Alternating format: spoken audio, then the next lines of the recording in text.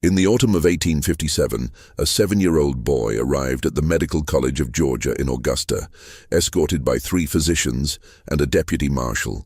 His name was Joshua Bennett, and according to 14 separate medical examinations conducted across 4 southern states, he possessed a physiological peculiarity that contradicted every established principle of human anatomy known to science at that time. The boy could lower his heart rate to an imperceptible level at will, remaining conscious while appearing clinically dead for periods exceeding 20 minutes. Newspapers from Richmond to New Orleans published accounts of his demonstrations, yet medical journals refused to document his case, and within 18 months of his arrival in Augusta, every record of Joshua Bennett's existence had been systematically removed from institutional archives. What the medical establishment discovered about this child went far beyond anatomical curiosity, touching upon questions of human capability that threatened the very foundations of racial science in the antebellum South. Before we continue with the story of Joshua Bennett and the conspiracy that erased him from history, I need you to do something. If stories of forgotten medical mysteries and the dark secrets of American science intrigue you, subscribe to this channel and hit that notification bell. And tell me in the comments, what state are you watching from? Let's see how far these stories reach. The medical anomaly that brought Joshua Bennett to the attention of the Southern medical establishment would challenge not only the scientific understanding of 1857, but the entire ideological framework upon which a society had built itself. Augusta, Georgia, in 1857, stood as one of the most progressive medical centers in the American South. The Medical College of Georgia, established in 1828, had earned recognition for its anatomical research and surgical innovations. The institution's faculty included some of the most distinguished physicians in the region, men who had studied in Philadelphia and Edinburgh, who published in prestigious journals, and who commanded respect throughout the medical community. The city itself thrived on cotton wealth, its economy dependent upon the labor of thousands of enslaved people who worked the surrounding plantations. Augusta's population of 18,000 included a sophisticated merchant class, prosperous planters, and a growing community of European immigrants drawn by the city's commercial opportunities. The Savannah River commerce brought international connections, and the newly completed railroad linked Augusta to the broader southern economy. Within this context of prosperity and scientific ambition operated Dr. Samuel Cartwright's disciples, physicians who had embraced the racial theories emerging from medical schools across the South. These theories, published in respected journals and taught in medical colleges, proposed fundamental physiological differences between races.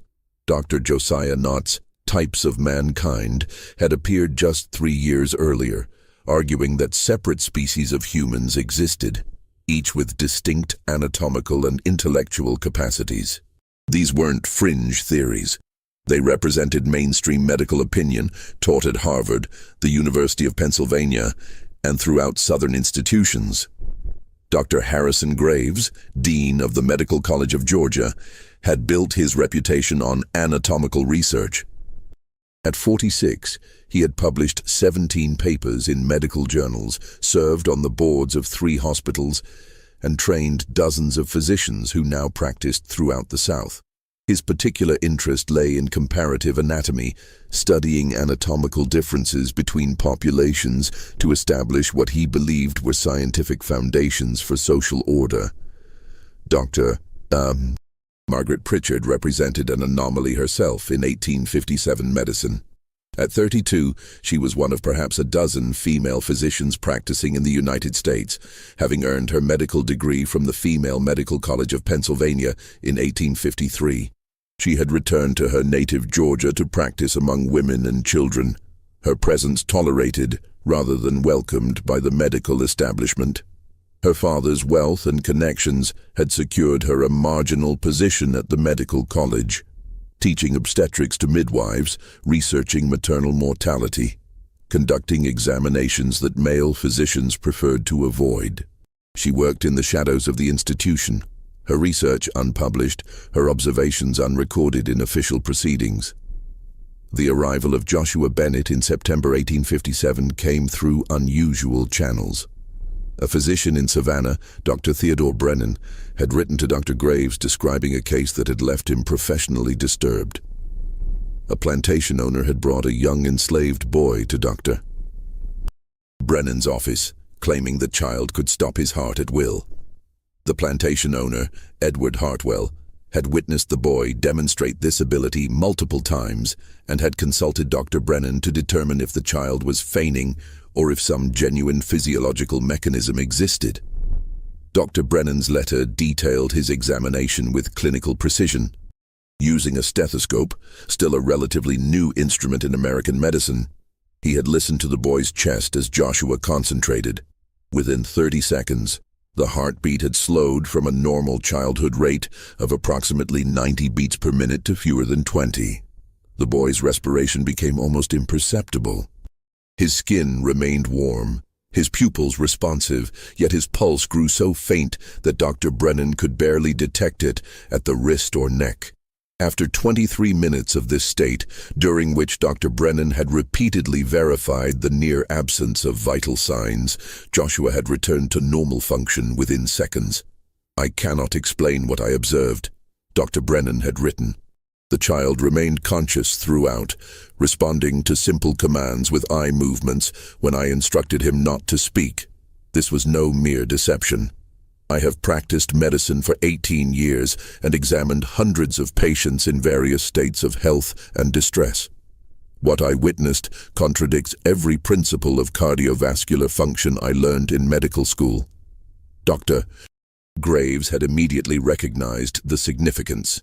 If an enslaved child could demonstrate such extraordinary control over autonomic functions, capabilities that European and American medical science insisted were beyond conscious control, it would raise profound questions about human potential, questions about the supposed limitations of certain populations, questions that could undermine the entire scientific edifice supporting slavery. He had arranged for Joshua's transfer to Augusta, compensating Edward Hartwell handsomely for the boy's time. The plantation owner had agreed to a 6-month loan of the child for medical study, seeing potential profit in whatever discoveries emerged.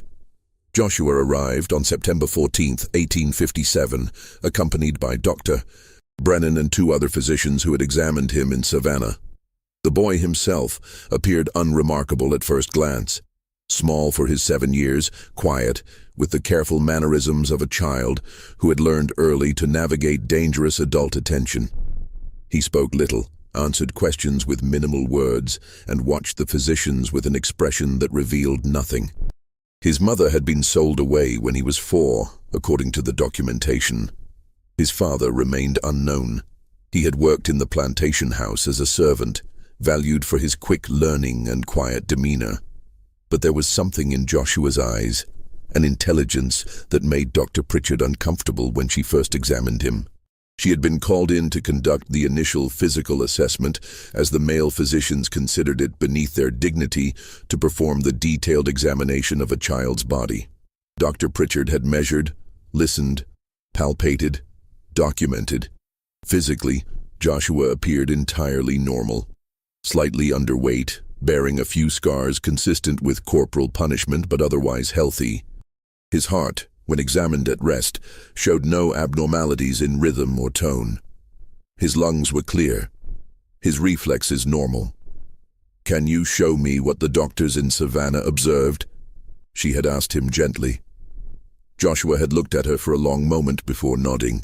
"It don't hurt me none," he had said quietly. "I've been doing it since I was small." "How did you discover you could do this?" The boy had hesitated.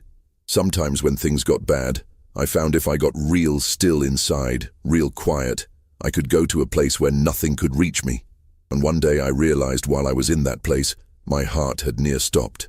But I was still awake. Still there. Just away." Dr. Pritchard had felt a chill at those words. This wasn't a physiological curiosity. This was a survival mechanism. A child had learned to escape unbearable reality by controlling functions that medical science insisted were involuntary. She had placed her hand on his thin chest and asked him to demonstrate. What she felt over the next 19 minutes would haunt her for the rest of her life. The formal examination took place on September 18, 1857, in the Anatomical Theater of the Medical College of Georgia. Dr. Graves had assembled 7 physicians, the core faculty of the institution plus 2 visiting doctors from Charleston. They gathered in the circular demonstration room where medical students typically watch surgical procedures and anatomical dissections. The September afternoon sunlight slanted through tall windows, illuminating the examination table where Joshua sat in a thin cotton shirt and trousers. Dr. Graves had prepared meticulously. He had obtained the finest stethoscope available, manufactured in Paris. He had arranged for precise timekeeping using the college's astronomical chronometer, accurate to the second. He had invited Dr. Pritchard to maintain detailed written records of all observations, her neat handwriting filling page after page of the leather-bound journal that would later disappear from the college archives. "Gentlemen, Dr. Graves began, his voice carrying the authority of his position. "We are here to observe and document a physiological phenomenon that, if verified, will require us to revise our understanding of autonomic nervous function. Dr. Brennan has provided testimony of what he witnessed in Savannah. Today, we will conduct a rigorous examination under controlled conditions." Joshua sat very still on the table, his legs dangling over the edge. He looked smaller in the large room, surrounded by white men in dark coats carrying the instruments of medical inquiry. Dr. Pritchard stood to the side with her journal, her face carefully neutral, but her hand trembled slightly as she prepared to write. "Joshua, Dr. Graves said, his tone taking on the particular cadence white Southerners used when addressing enslaved people, neither kind nor cruel, but firmly establishing hierarchy. "These gentlemen are going to examine you. You will cooperate fully. Do you understand?" "Yes, sir. Dr. Brennan has told us you can slow your heart. Is this true?" "Yes, sir." "Show us." The boy took a slow breath and closed his eyes. The room fell completely silent, except for the ticking of the chronometer. Dr. Graves placed the stethoscope against Joshua's chest, his expression one of professional skepticism. The other physicians watched intently. For the first 30 seconds, nothing appeared to change. Then Dr. Graves's expression shifted. His eyes widened slightly. He held up one hand for silence, though no one had spoken. He counted under his breath, his lips moving soundlessly. "Impossible," he murmured. He looked at Dr. Brennan. "You were correct. The rate is dropping precipitously." He gestured to Dr. Edmund Wright, the college's professor of physiology. "Verify this." Dr. Wright took the stethoscope, listened, and his face went pale. "I count fewer than 15 beats per minute. This should not be compatible with consciousness." They tested Joshua's responsiveness. Dr. Graves snapped his fingers near the boy's face. Joshua's eyes opened, tracking the movement, though he remained in his slowed state. They asked him to raise his right hand. He did so, the movement slow but deliberate. They pricked his finger with a lancet. He flinched, a small drop of blood welling up. "He's conscious," Dr. Wright said, his voice tight with confusion. "Fully conscious with a heart rate that should indicate imminent death." Dr. Pritchard wrote furiously, documenting every detail. She noted the time. 3 minutes had passed since Joshua had entered his altered state. His skin remained its normal color. He was not cyanotic. His breathing had slowed but continued. The pulse at his wrist was barely palpable, but present. They continued the examination for 27 minutes. Throughout that period, Joshua remained in his slowed state, responding to commands, maintaining consciousness, defying every principle of cardiovascular physiology the physicians had learned. Several doctors took turns with the stethoscope, each verifying what seemed impossible, a heart beating so slowly it should not sustain life, yet a child remaining awake and aware.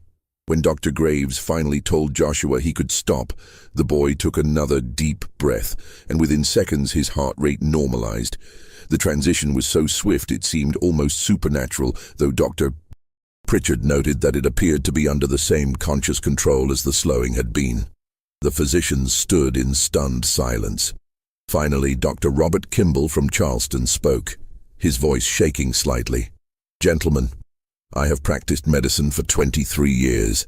I have examined hundreds of Negro slaves in the course of my work. What we just witnessed contradicts everything I have been taught about the physiological limitations of the African race." Those words hung in the air like smoke. Dr. Pritchard felt her stomach tighten. She understood immediately what Kimball meant, and what his statement implied for everyone in that room.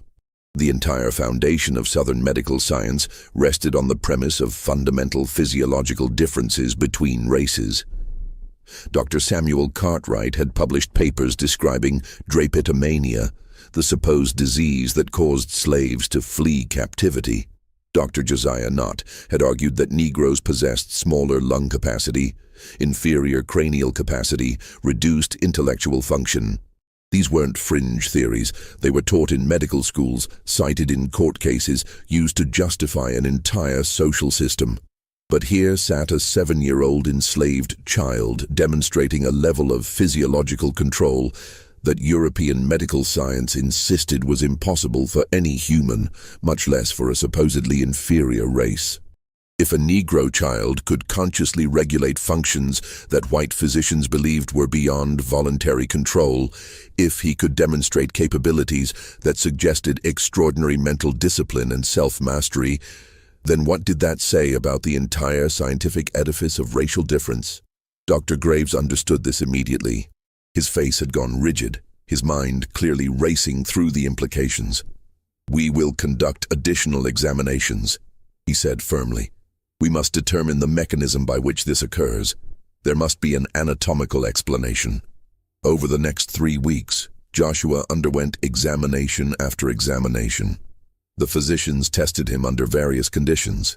They measured his temperature, his respiration, his blood pressure using the newly developed sphygmograph. They drew his blood and examined it under microscopes, looking for some peculiarity that might explain his ability. They measured his skull, recorded the dimensions of his chest, analyzed his diet. They found nothing. Anatomically, physiologically, Joshua Bennett appeared to be an entirely normal 7-year-old boy. Nothing in his physical structure suggested any mechanism for his extraordinary ability. Yet he could demonstrate it repeatedly, on command, with consistent results. Dr. Pritchard observed all of this with growing unease. She watched as the physicians became increasingly frustrated, their certainty in established medical knowledge eroding with each examination. She also watched Joshua, saw how he withdrew further into himself with each invasive procedure, how the light in his eyes dimmed as he was prodded, measured, discussed, as if he were an anatomical specimen rather than a child. During one examination, when the other physicians had left the room briefly, she spoke to him quietly. "Joshua, how did you learn to do this?" The boy looked at her with eyes that seemed far older than 7 years. "When Master Hartwell would beat us, I found I could go away inside, found I could make everything slow down until it didn't hurt so much. Until I was somewhere else, even though my body was still there. Does it frighten you, being able to do this?" "No, ma'am. It's the only thing that's ever been just mine. The only thing they can't take." Those words echoed in Dr. Pritchard's mind as she continued documenting the examinations. This child had developed a survival mechanism in response to trauma, had taught himself to control his own physiology as a defense against unbearable suffering. And now, white physicians were examining him like a curiosity, never considering the human cost of his ability.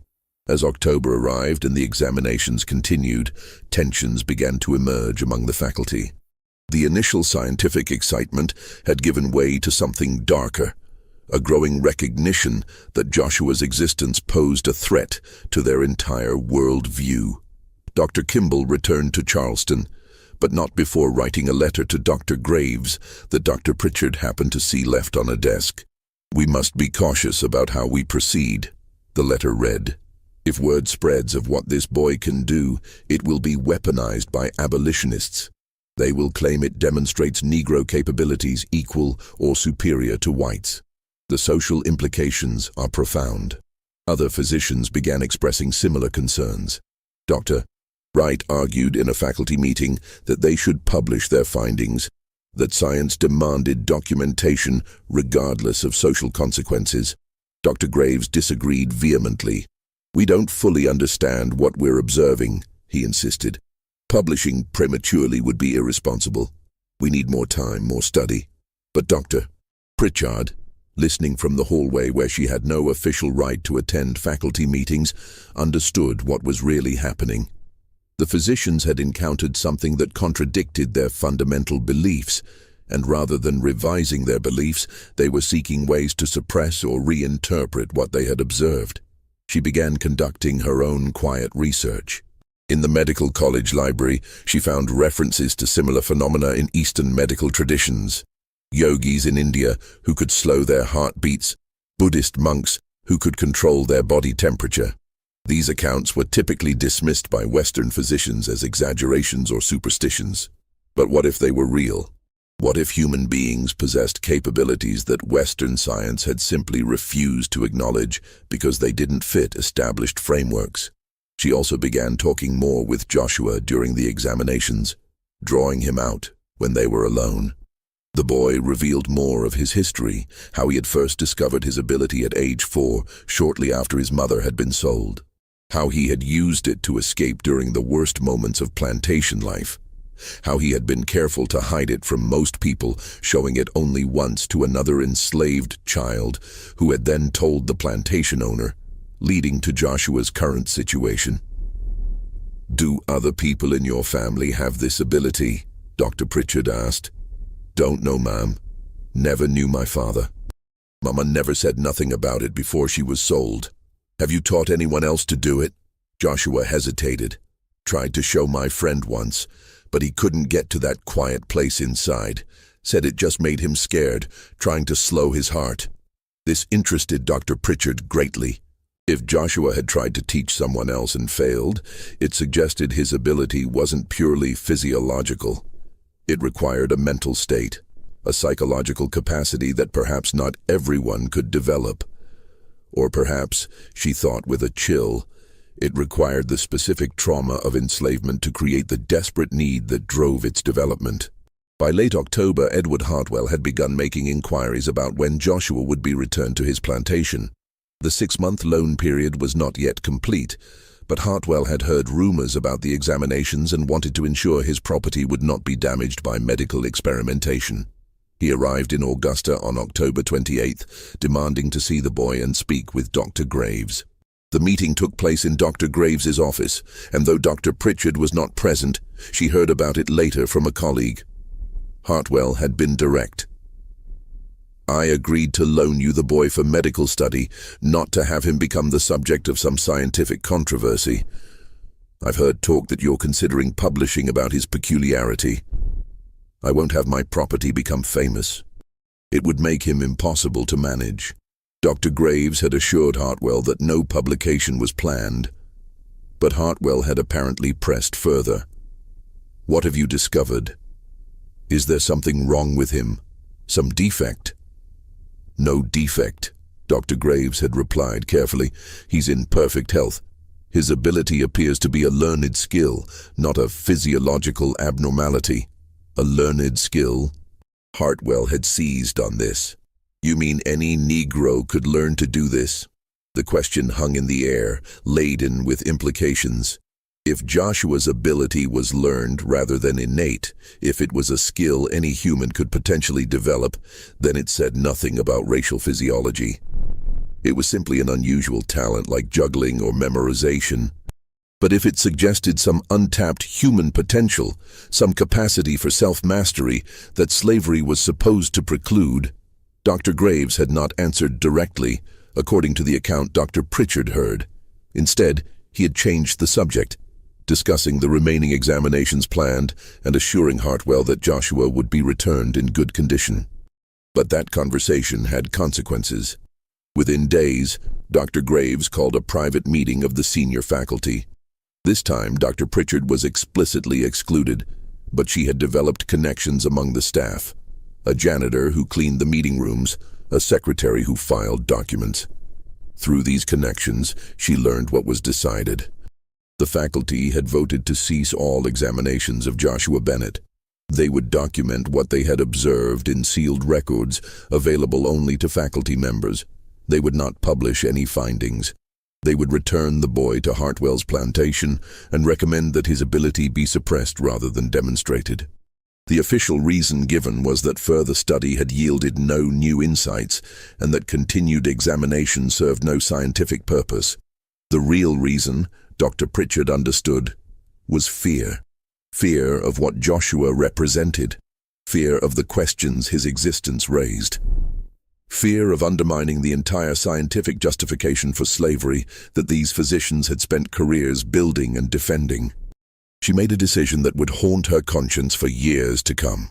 She began secretly copying the examination records. Working late at night in the medical college library, Dr. Pritchard transcribed the official examination records into her own private journal. She documented every measurement, every observation, every test the physicians had conducted on Joshua Bennett. She also added her own notes, observations about the boy's psychological state, conversations they had shared, her theories about how he had developed his ability. She worked carefully, knowing that if discovered, her actions would end her already tenuous position at the medical college. But she was driven by a conviction that this knowledge was too important to suppress. Joshua's case represented something profound about human potential, about the capabilities of the human mind to influence the body. To bury it for social convenience seemed to her a betrayal of scientific principles. On November 3, 1857, Dr. Pritchard had a conversation with Joshua that revealed something she had not previously understood. "Joshua," she said gently as she conducted what would be one of his final examinations, "you've been very patient with all of these doctors examining you. Do you understand why they've been so interested?" The boy looked at her with those ancient eyes. "They're scared, ma'am." "Scared? Scared of what?" Scared that if a slave boy can do something they can't, maybe everything they believe is wrong." The insight was so penetrating, so accurate, that Dr. Pritchard felt her breath catch. This 7-year-old child understood the political and social dimensions of his situation better than most of the physicians examining him. "You're right," she said quietly. "That's exactly what scares them. What happens to me now? You'll go back to Mr. Hartwell's plantation." Joshua nodded slowly. "And they'll want me to stop, to never show anybody what I can do." "Probably yes." The boy was silent for a long moment. Then he said something that would echo in Dr. Pritchard's mind for the rest of her life. "They can take everything from us, our names, our families, our freedom, but they can't take what's inside. That's why it scares them so much." On November 9, 1857, Joshua Bennett was returned to Edward Hartwell's plantation. Dr. Graves provided Hartwell with a brief written report stating that the examinations had found nothing medically significant, that the boy's ability was a curious trick but of no scientific importance, and that he was healthy and fit for work. Dr. Pritchard watched from a window as Joshua climbed into the wagon that would take him back to the plantation. He didn't look up at the medical college. He sat very still, very small, as the wagon pulled away down the dusty Augusta Street. She thought that would be the end of the story. She was wrong. 3 weeks later, on November 28th, a letter arrived at the medical college addressed to Dr. Graves. It came from a physician in Milledgeville named Dr. Horace Finch. Dr. Pritchard learned of the letter's contents through her network of sources within the college administration. Dr. Finch wrote that he had heard rumors about a boy examined at the Medical College of Georgia who could control his heart rate. He was writing because he had encountered a similar case. A 14-year-old enslaved girl on a plantation near Milledgeville who could apparently achieve the same state. Her owner had consulted Dr. Finch to determine if she was ill or possessed.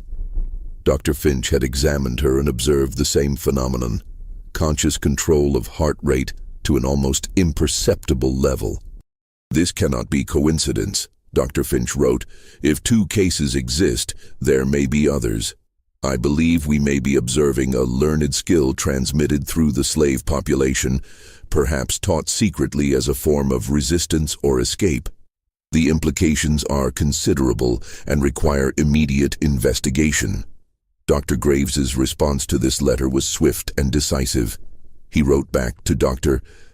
Finch stating that the Augusta examination had been inconclusive, that no reliable evidence of genuine physiological control had been documented, and that the supposed phenomenon was likely a combination of deception and observer error.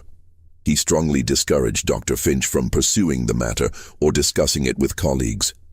But Dr. Finch was not easily dissuaded. In December, he traveled to Augusta to speak with Dr. Graves in person.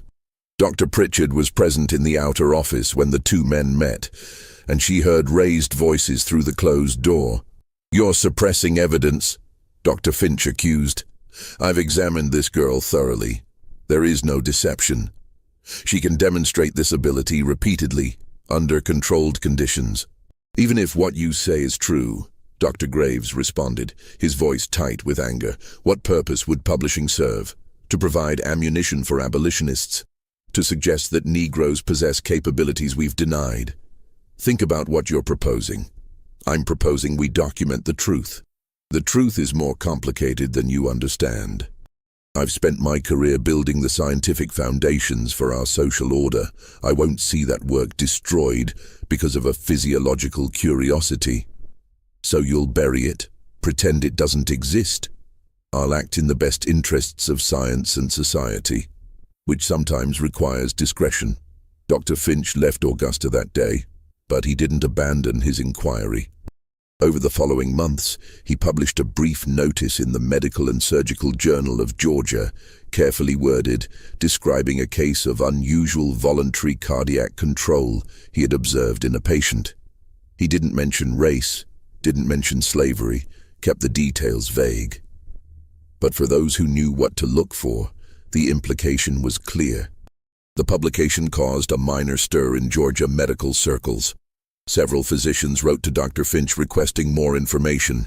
He referred them to Dr. Graves at the Medical College of Georgia, knowing that Graves's refusal to provide information would itself be telling. By March 1858, rumors had begun circulating in medical communities across the South. Physicians in South Carolina, Alabama, and Louisiana wrote to Dr. Graves inquiring about the examination of a boy who could control his heartbeat. Some claimed they had observed similar cases in their own practices. Others demanded access to the examination records for verification. Dr. Graves found himself in an increasingly difficult position. The suppression he had hoped would end inquiry had instead generated more questions, and each inquiry risked exposing the real reason for his silence. In April 1858, the situation escalated in a way no one had anticipated. A northern physician, Dr. Charles Meigs from Philadelphia, published an article in the American Medical Times discussing cases of voluntary control over involuntary functions. Dr. Meigs had heard rumors about the Southern cases and was arguing that such phenomena, if verified, would support theories of mind-body interaction that challenged current medical materialism. If the human mind can exert conscious control over functions previously believed to be entirely automatic, Dr. Meigs wrote, then we must reconsider our understanding of consciousness itself. Such capabilities would suggest that mental discipline and training could influence physiological processes in ways we have not imagined. This has implications not only for medicine, but for our understanding of human potential across all populations. The article never mentioned race explicitly, but its implications were obvious to Southern physicians. Dr. Meigs was known to have abolitionist sympathies. His article was clearly designed to provoke controversy and challenge the scientific racism that undergirded slavery. Dr. Graves received angry letters from colleagues across the South demanding that he refute Dr. Meigs's claims, provide evidence that the rumored cases were fraudulent, and publicly defend the established medical understanding of racial physiology. He found himself trapped between conflicting pressures, unable to deny what he had observed, unwilling to confirm it publicly. desperate to contain information that threatened the entire scientific framework he represented. In May 1858, Dr.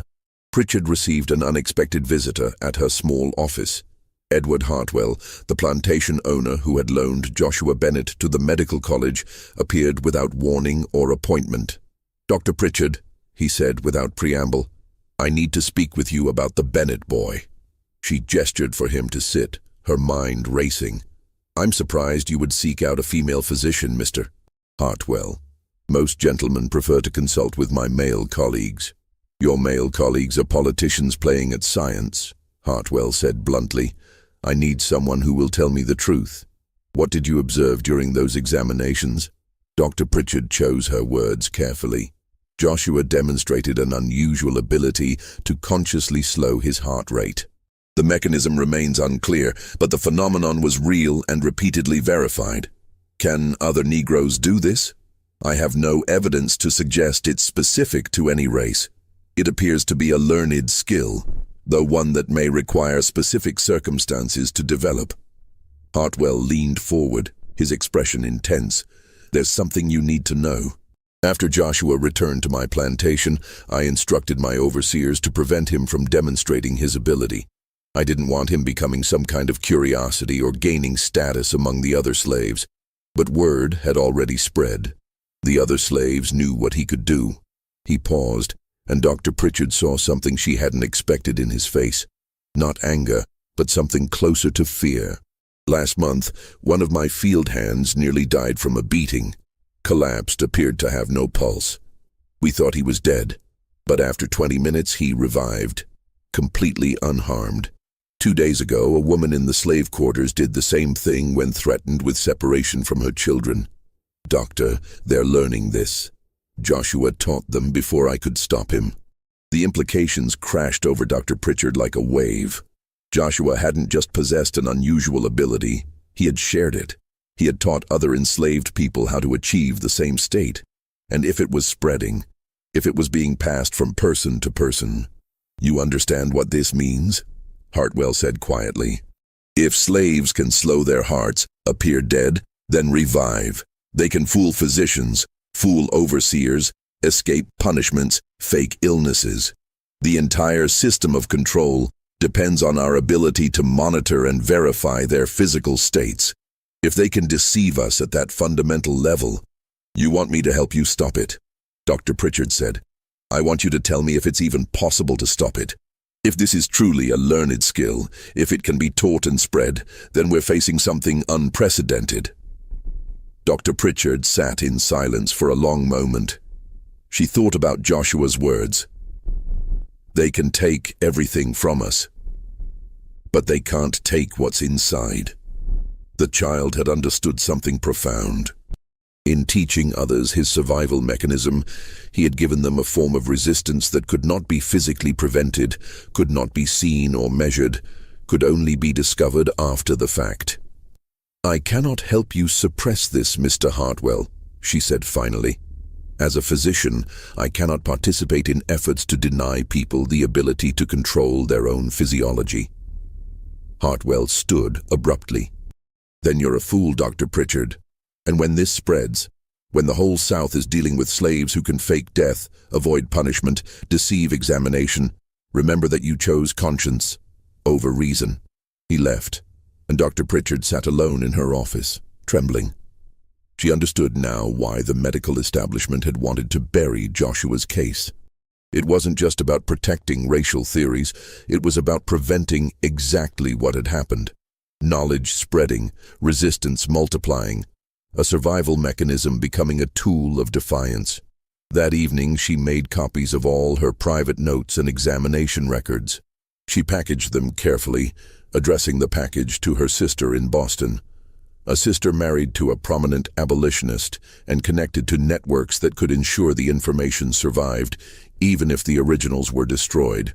She was right to do so. On June 3, 1858, Dr. Graves summoned her to his office. His face was rigid with controlled anger. "Dr. Pritchard, it has come to my attention that you have been discussing the Bennett case with unauthorized parties." "I have discussed it with no one, sir." "Don't lie to me. Edward Hartwell told me about your conversation. You refused to help him address a serious problem on his plantation. I refused to help him suppress information about a physiological capability. As a physician, my duty is to health and knowledge, not to social control. Dr. Graves' voice dropped to a dangerous quiet. Your duty, Dr. Pritchard, is to the institution that has graciously allowed you to practice despite your sex. That tolerance can be withdrawn.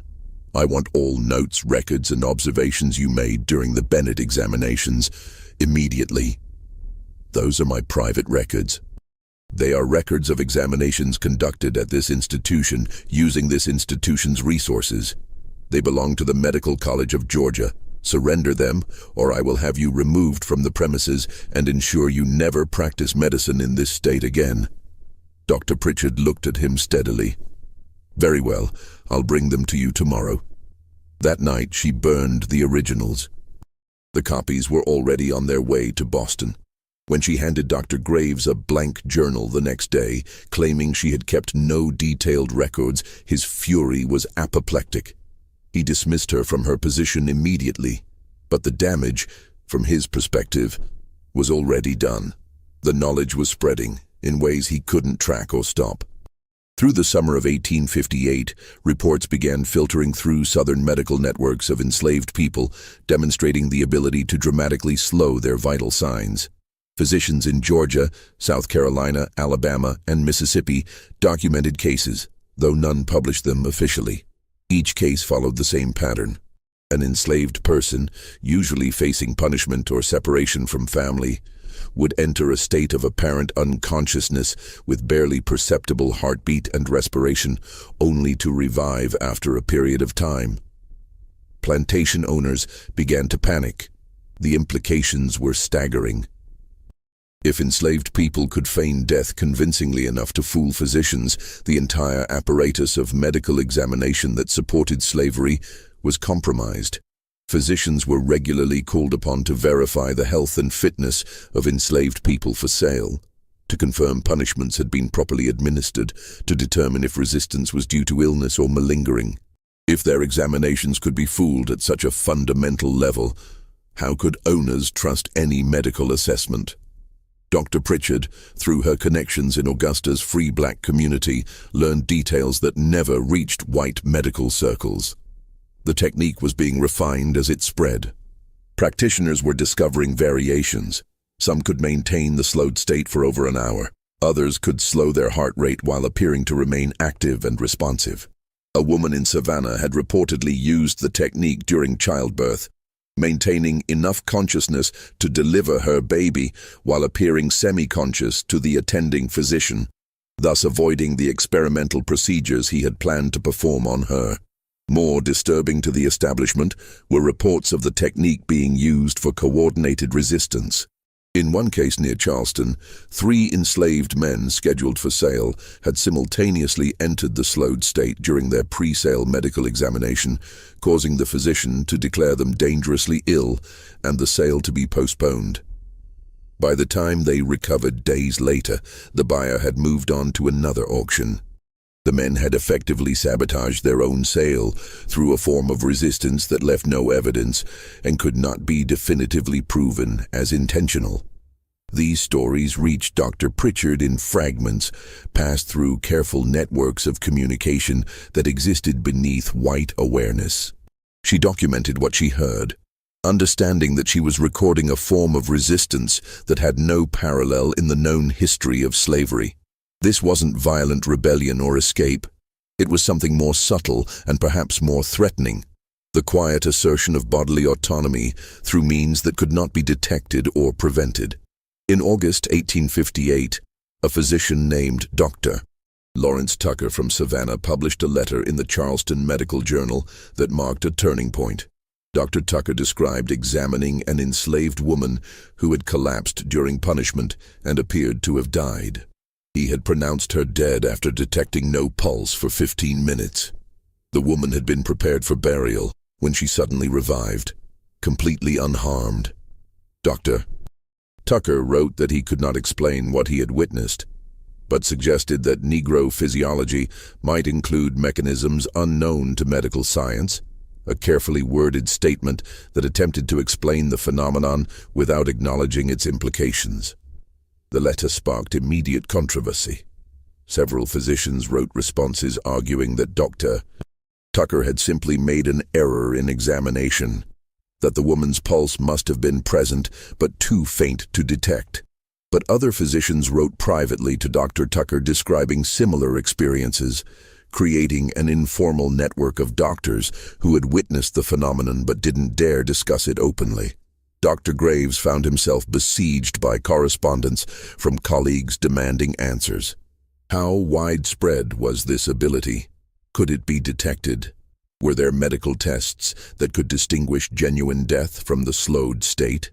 He had no answers to provide because acknowledging the questions would require admitting what he had spent a year trying to suppress. Just when we thought we'd seen it all, the implications of what Joshua Bennett had unleashed spread beyond anyone's control. If this story is giving you chills about how resistance can take the most unexpected forms, share this video with a friend who loves dark historical mysteries. Hit that like button to support our content, and don't forget to subscribe to never miss stories like this. Let's discover together what happened in the final months of 1858. By October, Dr.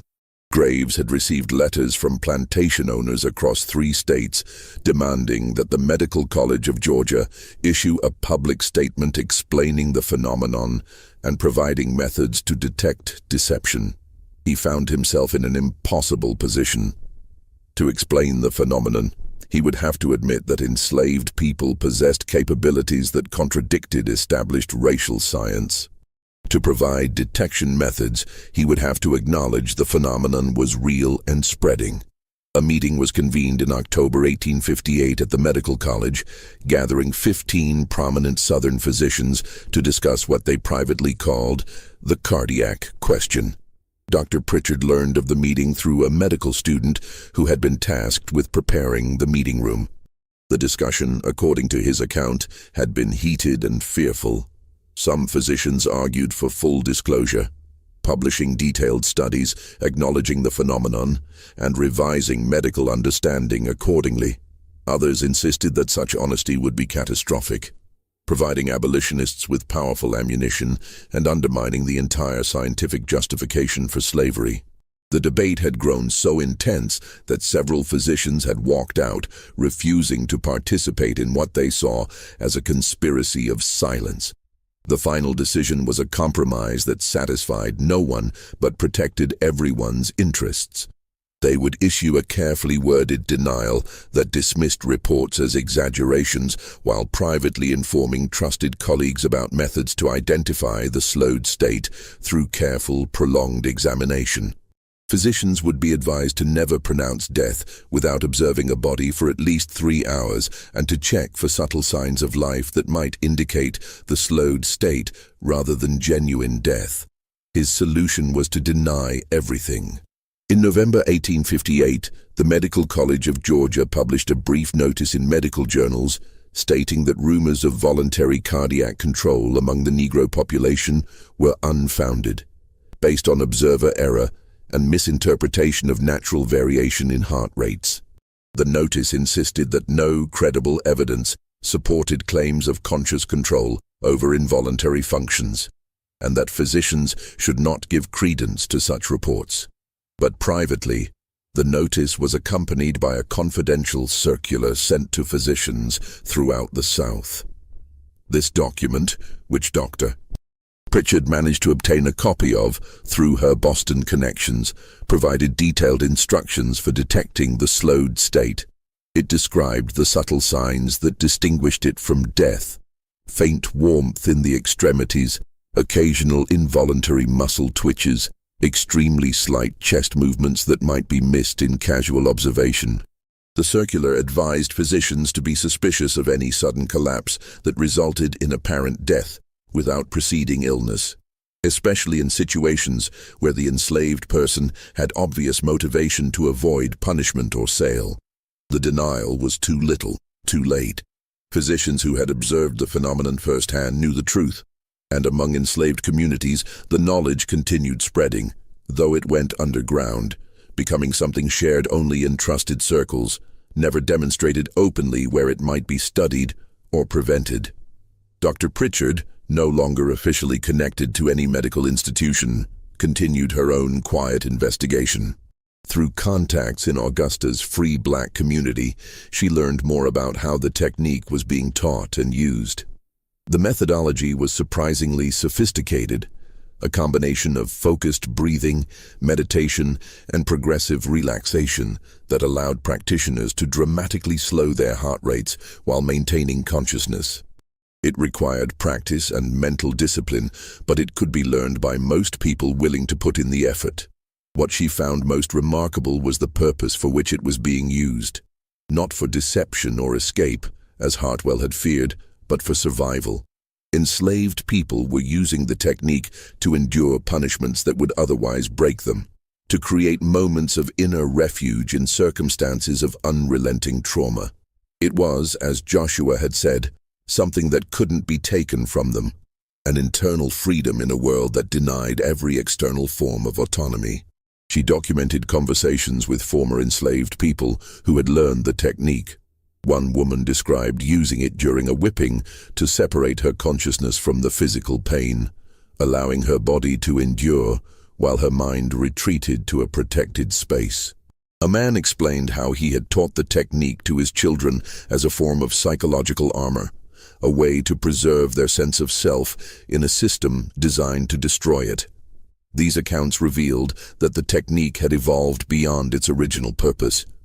It had become a tool for psychological resistance, a method of preserving human dignity in dehumanizing circumstances. She also learned through whispered conversations and carefully guarded information what had happened to Joshua Bennett himself. Hartwell, furious that the boy had taught others his technique, had sold him. The sale had been abrupt and punitive, with no consideration for Joshua's welfare. He had been purchased by a trader and taken to New Orleans, destined for sale to a plantation in Louisiana. Dr. Pritchard made inquiries trying to track Joshua's fate. In December 1858, she received word that a boy matching Joshua's description had been sold at auction in New Orleans to a sugar plantation owner named Claude Devereaux. Sugar plantations were notorious for their brutal conditions. The mortality rate among enslaved workers was higher than in any other form of plantation agriculture. The work was backbreaking, the punishments severe, the life expectancy short. She wrote to physicians in New Orleans, asking if they had encountered any cases of voluntary cardiac control among enslaved populations in Louisiana. The responses she received were cryptic but suggestive. One physician wrote that he had heard rumors of such abilities but had never personally observed them. Another mentioned that plantation owners in the sugar parishes had reported incidents of enslaved workers appearing to die during punishment, only to revive hours later, but these were generally attributed to heat prostration or other natural causes. In January 1859, Dr. Pritchard received a letter from her sister in Boston. The package of documents she had sent north had been shared with several prominent abolitionists and with physicians at Harvard Medical School. The case of Joshua Bennett was being discussed in anti-slavery circles as evidence of the fraudulent nature of racial science. Northern physicians were beginning to investigate voluntary control of autonomic functions, though they were careful not to mention the Southern cases directly. "Your documents have sparked considerable interest," her sister wrote. "Several physicians here are arguing that if such capabilities exist, they suggest human potential is far less bounded by physiology than Southern science claims. The implications for the slavery debate are significant. But in the South, the official position remained unchanged. The Medical College of Georgia's denial stood. No medical journals published articles about voluntary cardiac control in enslaved populations. The examination records of Joshua Bennett were officially listed as lost in a file reorganization. Physicians who had observed the phenomenon were quietly pressured not to discuss it. The suppression was remarkably effective. Within 2 years, most medical professionals who hadn't directly witnessed the phenomenon dismissed it as rumor or fraud. The few documented cases were buried in private collections or destroyed outright. Dr. Margaret Pritchard left Georgia in 1860, moving to Pennsylvania where she practiced medicine among working-class communities until her death in 1889. She never published her observations about Joshua Bennett, though she kept her private journals and occasionally shared the story with trusted colleagues. After her death, her papers were donated to the Female Medical College of Pennsylvania, where they sat unexamined in archives for decades. In her final years, Dr. Pritchard received occasional reports about the continued use of the cardiac control technique among African American communities. A former patient, a freedwoman who had escaped from Georgia in 1863, told her that the technique was still being taught in some communities, though always quietly and only to trusted individuals. The woman described it as a spiritual practice as much as a physiological one, a way of asserting control over one's own body in a world that had denied such control for generations. Dr. Pritchard also learned in 1867 of a peculiar incident during the Civil War. A Union Army physician stationed in Louisiana had reported examining captured Confederate soldiers alongside formerly enslaved people who had joined Union forces. He had noted that several of the black soldiers demonstrated an unusual ability to remain calm under extreme stress, with heart rates that barely elevated even under combat conditions. The physician had attributed this to some natural difference in stress response, never realizing he was observing a learned technique passed down from slavery. The technique Joshua had taught, the ability to consciously slow one's heart rate to near imperceptible levels, did not disappear. It was passed down through enslaved communities, becoming part of an oral tradition of survival strategies. After emancipation, knowledge of the technique persisted in some African American communities, though it was rarely discussed publicly and never formally studied. In 1872, Dr. Pritchard encountered a physician from New Orleans at a medical conference in Philadelphia. During a private conversation, she carefully broached the subject of voluntary cardiac control. Watching his reaction, the physician grew quiet, then admitted that he had observed such cases during his practice in Louisiana, but had never spoken of them publicly. "There were things we saw during slavery that we were not permitted to acknowledge," he said quietly. "Things that contradicted what we were supposed to believe about human capacity and racial difference. We learned to look away, to explain away what we saw, because the alternative was too threatening to our entire understanding of the world." He told her that he had once examined a young man on the Devereaux plantation, a teenager who had survived conditions that killed most within months. The boy had demonstrated unusual resilience, an almost preternatural ability to endure.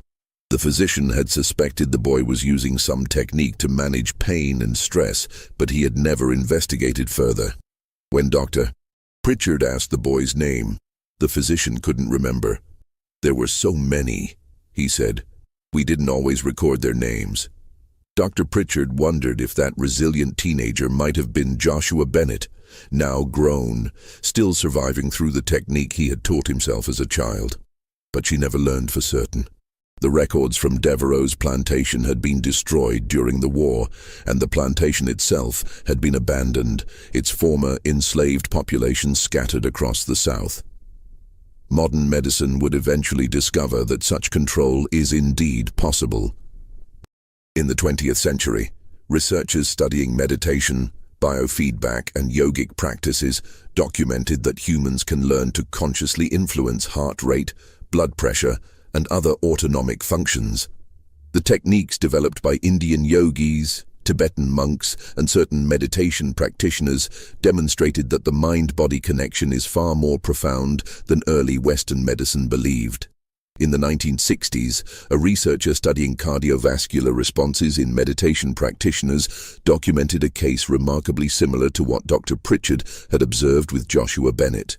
A practitioner of Tibetan meditation could slow his heart rate to fewer than 15 beats per minute while remaining fully conscious and responsive. The researcher published his findings in a respected medical journal, presenting the capability as a remarkable discovery. No one connected it to the suppressed reports from antebellum Georgia, because those reports had been so thoroughly erased from medical history. In the 1970s, biofeedback research demonstrated that ordinary people could learn to consciously influence their heart rates through training and practice. The techniques developed in clinical settings bore striking similarities to what Joshua Bennett had taught himself through desperate need: focused attention, controlled breathing, progressive relaxation, and mental discipline. What medical science presented as a novel therapeutic technique was, in reality, a capability that traumatized people had been discovering and teaching each other for generations. But in 1857, when a 7-year-old enslaved child demonstrated this capability to Southern physicians, the knowledge threatened too many vested interests to be acknowledged. The scientific establishment chose suppression over inquiry, protecting social ideology rather than pursuing truth. What became of Joshua Bennett himself remains unknown. No records exist of his life after the 1858 sale in New Orleans. He would have been 14 at the time of emancipation in 1865, if he survived that long. The mortality rate for enslaved children on Louisiana sugar plantations was among the highest in the South, and many did not live to see freedom. Yet his impact endured in ways the physicians who examined him never anticipated. The technique he shared spread through enslaved communities, providing countless individuals with a method of internal resistance and psychological survival. It represented something profound. Even under the most complete external control, the human mind retained sovereignty over its own internal processes. That sovereignty could not be measured, examined, or suppressed by medical science.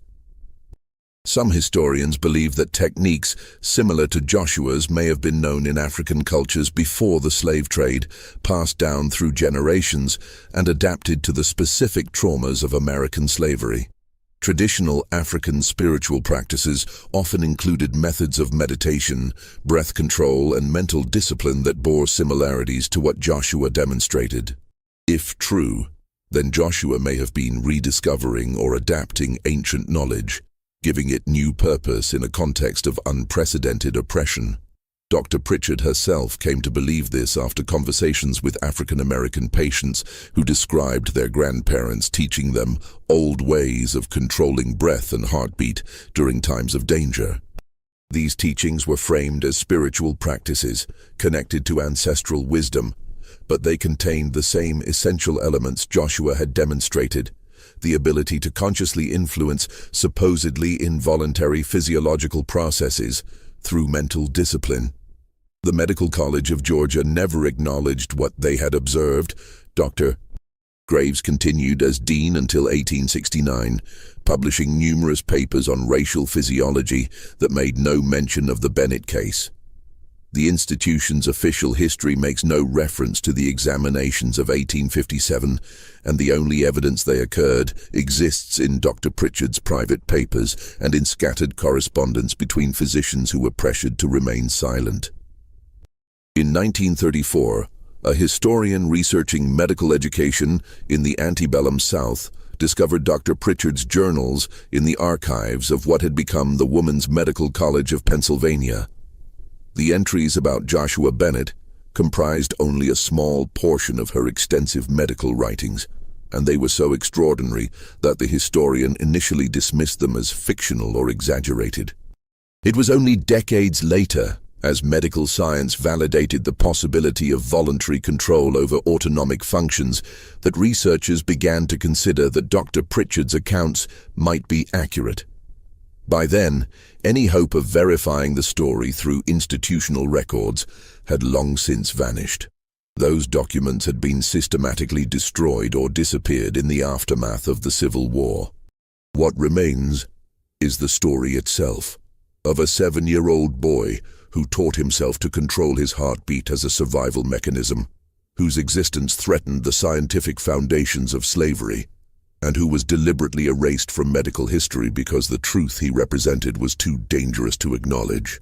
Joshua Bennett demonstrated something that Southern medical science had spent decades denying: that human capabilities are not bounded by race, that the mind possesses profound influence over the body, and that even in the most oppressive circumstances, people can develop extraordinary means of resistance and survival. The medical establishment of 1857 chose to bury that truth. They suppressed evidence, destroyed records, and silenced witnesses because preserving their social order mattered more than scientific integrity. In doing so, they revealed the deepest fear underlying slavery. Not that enslaved people were incapable, but that they possessed capabilities that owners could neither control nor comprehend. This case shows us how institutional power can suppress inconvenient truths, and how the most profound forms of resistance sometimes operate in silence, spread through whispered teachings, and survive not in official records, but in the memories and practices of oppressed communities. What do you think of this story? Did Joshua Bennett's technique truly spread, as Dr. Pritchard believed? Or were the later reports exaggerated by fear and rumor? Leave your comment below.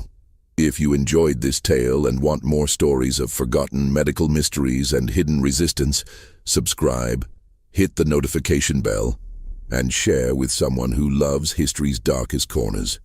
See you in the next video. Tenta novamente.